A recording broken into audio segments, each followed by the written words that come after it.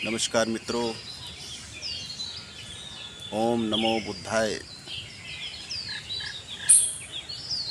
बुद्धं शरणं गच्छामि, धम्मं शरणं गच्छामि, संघं शरणं गच्छामि। ओम नमो तस् भगवतो अरहतो सम्मा संबुद्धस्से बुद्धाय नमो नमः। ओम नमो तस् भगवतो अरहतो सम्मा संबुद्धस्से बुद्धाय नमो नमः। ओम नमो तस् भगवतो अरहतो सम्मा संबुद्धस्से बुद्धाय नमो नमः। ओम साधु साधु साधु साधु। नमस्कार मित्रों, इस समय हम सारनाथ की पवित्र भूमि यानी भगवान बुद्ध की पवित्र भूमि पर आए हुए हैं और ये बड़ी खुशी की बात है कि हमको यहाँ पर परिवार के साथ आने का मौका मिला। कल हमको बौद्धिस्ट मंदिर में एक मॉन्क से हमारी मुलाकात हुई और जैसा उन्होंने हमें कुछ विचार संप्रेषित किए तो हमारा भी ये उत्तरदायित्व बन जाता है कि हम मानव कल्याण हेतु संसार में सभी को शांति प्राप्त हो, ऐसे बातों को आपके सामने हम रखने जा रहे हैं। मॉन्क के द्वारा बताया गया है, यदि आपको सही मायने में शांति चाहिए तो आप दुनिया में किसी के पीछे ना भागें। आपको यदि भागना है तो आप अपने पीछे भागिए, अपने आप से प्रश्न कीजिए, अपने आप पर मनन कीजिए, अकेले में मनन कीजिए और बेहतर होगा कि आप प्रयोग के आधार पर उसका तुष्टीकरण करें।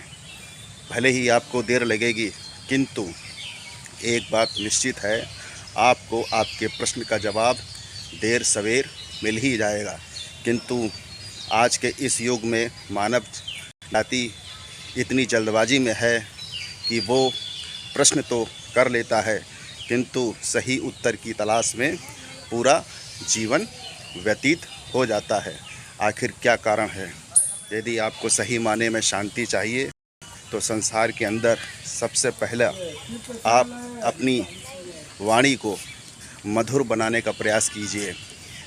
हर व्यक्ति, हर जीव जंतु, हर प्राणी, हर वनस्पति, संसार के अंदर जितनी भी चीज़ें प्राकृतिक स्तर पर बनाई गई हैं, आप उनसे प्रेम करना सीखें।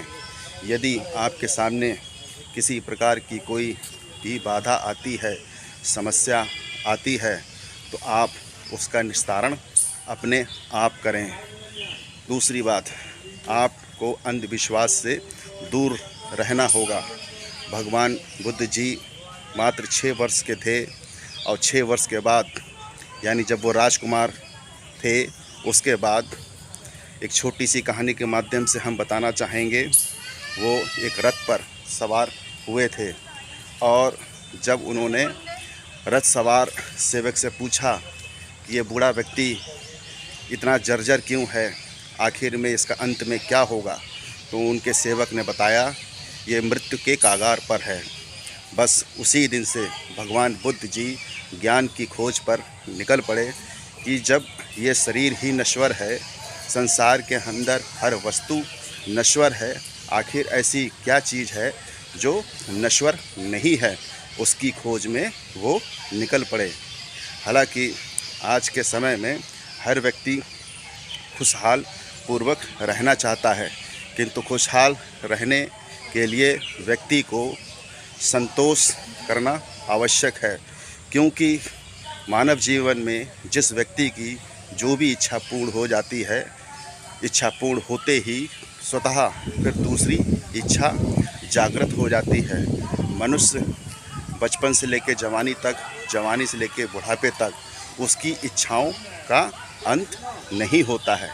यदि मन आपका शांत है तो स्वतः आपकी इच्छाएं सही दिशा में तलाश करने लगेंगी कि वास्तव में आपको चाहिए क्या है। इस संसार में बहुत छल कपट चल रहा है, धोखेबाजी चल रही है और हर आदमी आगे निकलने की दौड़ में दूसरे को धक्का दे रहा है, टांग खींच रहा है। इससे ये प्रयोजन नहीं निकलता है कि वो बहुत बड़ा इंसान बनने वाला है, क्योंकि अंतोगत्वा जब व्यक्ति अपने वृद्धा समय पर पहुंचता है और एक साधारण व्यक्ति भी मृत्यु के कगार पर वृद्धावस्था में पहुंचता है, दोनों को ही एक जगह जाना होता है, यानी कि शमशान घाट में जाना होता है।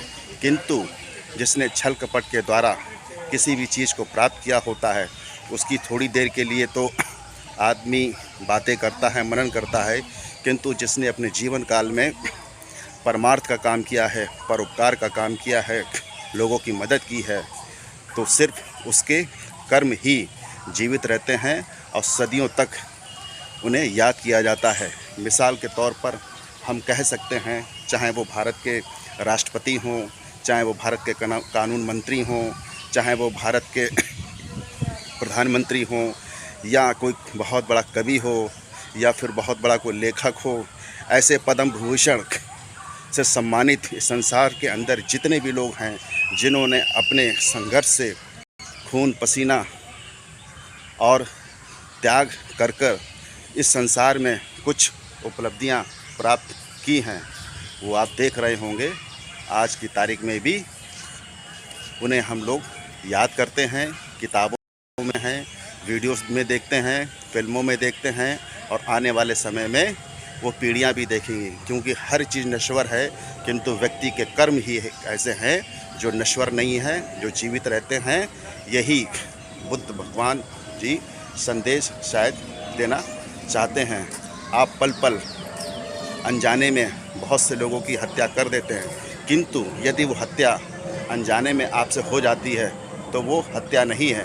किंतु जब आपको आभास हो जाता है कि आपके पैर के नीचे कोई चींटी, कोई कीट, कोई पतंग या कोई जीव जंतु दब रहा है, या आपके द्वारा उसकी मृत्यु हो रही है, तो ये मान के चलिए जहाँ तक संभव हो सके उसे बचाने का प्रयास कीजिए। इस ब्रह्मांड में पेड़ पौधे शांत अवस्था में हैं, बोल नहीं सकते हैं, चल नहीं सकते हैं, किंतु उनके अंदर भी जीवन होता है।